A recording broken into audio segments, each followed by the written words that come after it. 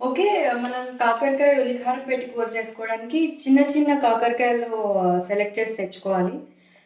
ఈ సైజ్ అయినా పర్లేదు, దీనికన్నా కొంచెం చిన్న సైజ్ అయినా పర్వాలేదు. నేను ఒక 6-7 కాకరకాయలు తీసుకున్నాను. ఇలా సన్నగా చీరేసి అందులో ఉన్న గింజలన్నీ తీసి తీసేయాలి.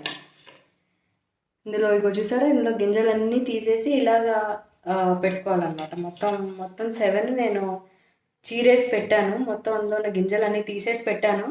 అండ్ ఉల్లికారంకి నేను ఉల్లిపాయ గ్రేట్ చేసి అందులో 2 spoons of chilli powder and 1 spoon of jeera add చేశాను. And salt 1.5 spoon salt add చేశాను. ఇది ఇంత రెడ్గా ఉండడానికి కారణం, నేను యాక్చువల్లీ 3 మ్యాంగోస్ కారం యూస్ చేశాను. అది కలర్ ఉంటుంది అండ్ కారం కూడా అంత స్పైసీగా ఉండదు. So I use 2 spoons. You can use according to your taste. Okay, మనం ఏం చేస్తామంటే ముందర కాకరకాయ తీసుకుని కొంచెం కొంచెం స్టఫ్ చేసుకోవాలి.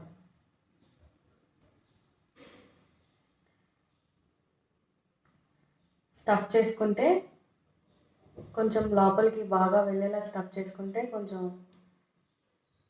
గ్రేవీ ఎక్కువ కనిపిస్తుంది. ఓకే,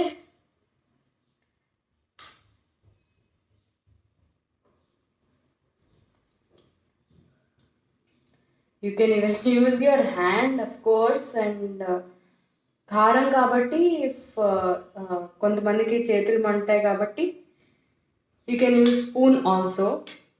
నేను స్పూన్తో స్టఫ్ చేస్తున్నాను. స్టఫ్ చేసి ఈ కాకరకాయకి చాలా హెల్త్ బెనిఫిట్స్ ఉన్నాయి. మీకు కూడా తెలిసే ఉంటుంది. ఇది ట్రై చేసి చూస్తే ఇది మీకు అంత చేదు ఏమీ తెలీదు. నేను కూడా ట్రై చేశాను. Even I like it. Actually నేను అసలు కాకరకాయ తిన్ను, బట్ ఇలా చేసినప్పటి నుంచి నేను తినడం మొదలెట్టాను.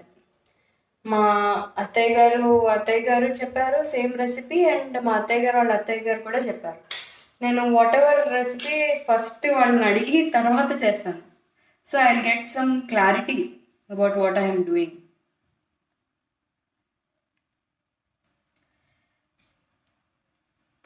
స్టఫ్ చేసేసి మొత్తం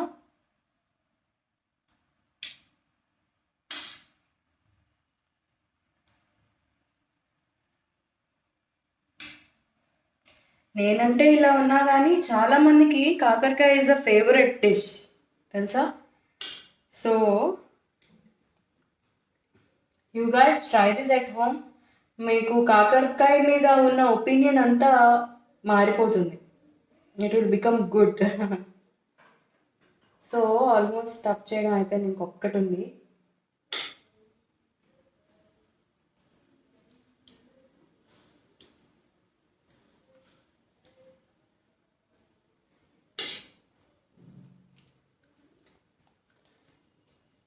సో అది స్టఫ్ మళ్ళీ కారం పెట్టి కూర. Actually onions you can even grind it in mixie, but I chose to great it because great చేసిన దానికి గ్రైండ్ చేసిన దానికి చాలా డిఫరెన్స్ ఉంటుంది టేస్ట్. గ్రైండ్ చేస్తే టేస్ట్ మారిపోతుంది, గ్రేట్ చేస్తే ఒకలా ఉంటుంది. Okay,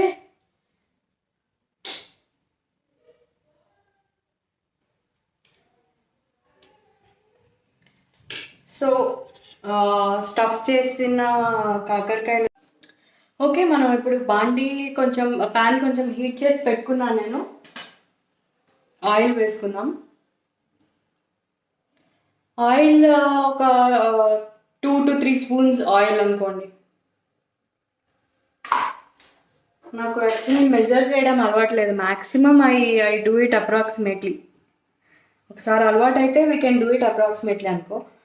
so let is wait till the oil is hot. కొంచెం ఆయిల్ హీట్ అయితే ఇట్ వుడ్ బి గుడ్. కాకరకాయలు రెడీ, కాకరకాయలు. అండ్ ఆయిల్ కొంచెం హీట్ అయింది. సో ఒక్కొక్కటి తీసి వేసేద్దాం.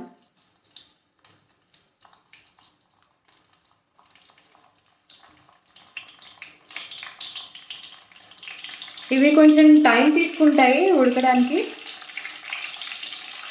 ఓకే, వేసాము. The rest of the gravy కూడా మనం ఇందులో వేసేయచ్చు.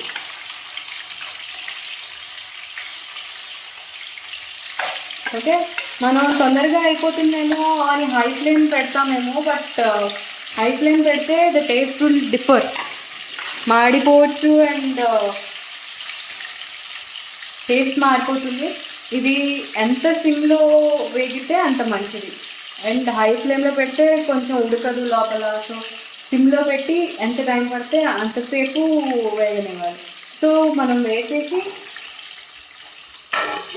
మూత పెట్టేసాము. కొంచెం ఒక 5 మినిట్స్ ఆగి మళ్ళీ మిక్స్ చేసి 5 మినిట్స్ ఆగి మిక్స్ చేసి చేద్దాము. ఓకే అండి, నేను బాగా వేగిపోయాయి కాకరకాయలు. అది ఎలా తెలియాలి అంటే, నాకు కూడా సేమ్ డౌట్ వచ్చింది, కాకరకాయలు ఎలా ఉడకాలి అని చెప్పి నాకు కూడా సేమ్ డౌట్ వచ్చింది, ఎలా తెలుస్తుంది ఉడికిందో లేదా అని. జస్ట్ వాటిని ఇలా ప్లగ్ చేయమన్నారు. ఇలా ప్లగ్ చేస్తే అది పీస్ అయితే ఉడికినట్టు. సో కాకరకాయ ఉల్లికారం పెట్టి కూర రెడీ. మనం ఒక చిన్న డిష్లోకి తీసుకుందాం, చిన్న ప్లేట్లోకి. ఓకే,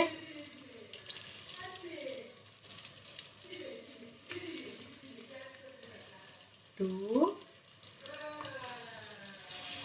3 4 5 6 7. అదండి, కూర రెడీ. కాకరకాయ కూర అండ్ విత్ గ్రేవీ. ఓకే,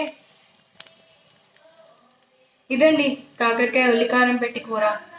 ఇందాకటికి ఇప్పటికీ అస్సలు సంబంధం లేదు కదా, చాలా డిఫరెన్స్ ఉంది. చూస్తుంటేనే తినేయాలనిపించేలా ఉంది. సో కాకరకాయ చేదుగా ఉంటుంది అని మైండ్లో పెట్టుకోకుండా ఇలా ట్రై చేసుకుని తింటే కొంచెం కూడా చేదు ఉండదు. అండ్ చాలా టెంప్టింగ్గా ఉంది చూడండి.